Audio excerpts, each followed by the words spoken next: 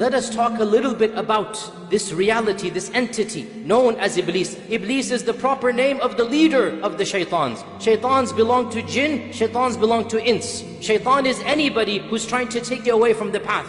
There is one Iblis, there are many shaitans. What is the wisdom in the creation of Iblis? And Ibn al-Qayyim, for example, in his famous book, Ighathat al-Lahafan, he actually has 25 pages dedicated to the question of why would Allah create Iblis. But I'll summarize some of these points. Ibn al-Qayyim says that Allah subhanahu wa ta'ala desires the purity of His followers. Allah desires the iman and taqwa, the isti'adah, the tawakkul, the inaba. Allah desires the piety of the righteous. And that piety shall only be manifested by fighting against Iblis. And so, when Allah subhanahu wa ta'ala has allowed this evil entity to exist, it is not because He likes the evil, it is because He loves the piety that comes in combating the evil, the righteousness that comes in overcoming that evil. Also of the wisdoms is that Allah Azza wa Jal personified evil. Can you imagine if evil were some type of cosmic force? If evil were not an actual created entity, what would we do then? But we have evil personified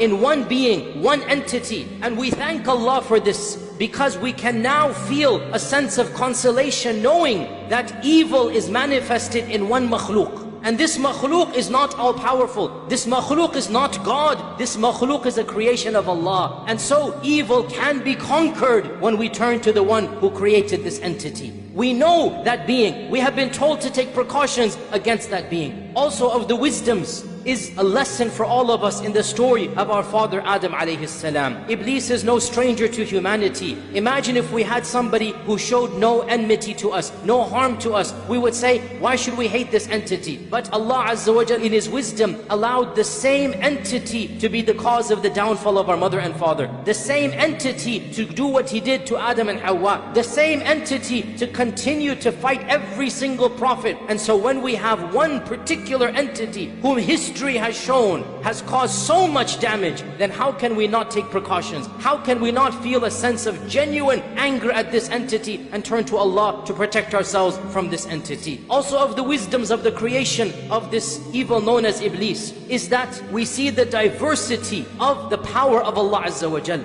He creates the best of the best, and He creates other than this. He creates Jibreel and Mikael, and He creates Iblis and the jinn. He creates the prophets, and He creates Fir'aun and Abu Lahab and all the rest of them. So Allah Azza wa Jal's qudra is manifested. Allah's power is manifested. And in this we are in awe at the magnificence of the Creator. Of the wisdoms of the creation of this entity is that we can truly appreciate good only by contrasting it with evil. We can appreciate beauty when we see what exactly is ugly. We can appreciate the brightness of the day only after the darkness of the night. So by having these contrasts and by knowing how evil an entity can be, because in the end of the day, the evil of Iblis is completely irrational. He gains nothing by misguiding us. He's going to Jahannam anyway. What an irrational evil is this? And we have done nothing to him such that he's an enemy to us. But when that evil is there, so then we are able to understand that there is a particular being, a makhluk of Allah, who harbors so much evil that we have to take our precautions. We have to be careful, and this helps us be more righteous. Of the wisdoms as well, and this is a very profound point, brothers and sisters, pay attention to this. Of the wisdoms is that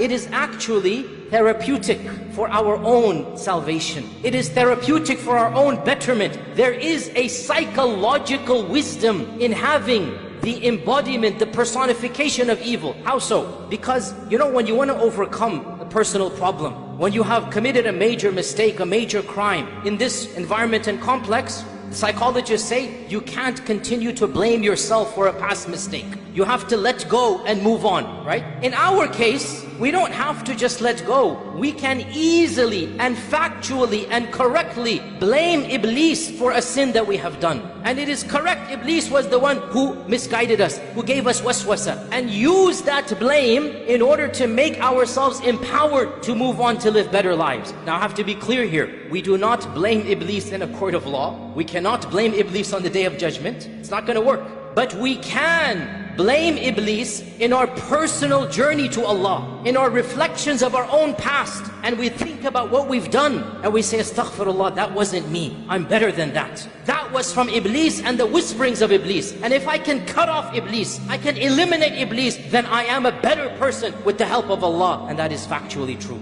When we have an entity that we can legitimately blame for our own shortcomings of the past, again, this is not a justification of the current, it is not an excuse of the future. But in this dunya, in our journey to Allah, we are not only allowed to, the Quran and Sunnah shows us, we blame Iblis, listen to me carefully, for a past mistake or sin in order to rectify ourselves, in order to overcome and be better people. When Yusuf and his brothers had a fight, and his brothers did what they did, Yusuf being the wise prophet, how did he recover? How did he bring about unity? He said, Shaitan caused you all to do this. It wasn't from you. مِن بَعْدِ أَن نَزَغَ الشَّيْطَانُ بَيْنِي وَبَيْنَ إِخْوَتِي. Now question, who threw Yusuf in the well? The brothers or Shaitan? Well, it was the brothers. But who whispered it to them? Who زَيَّنَ لَهُمُ الشَّيْطَانِ? Who beautified it? Clearly it was Shaitan. Now that Yusuf wants to mend the hearts, now that we need to move forward, we can bring in this third party called Iblis. We can say, that's not you, you're better than that. That was Iblis.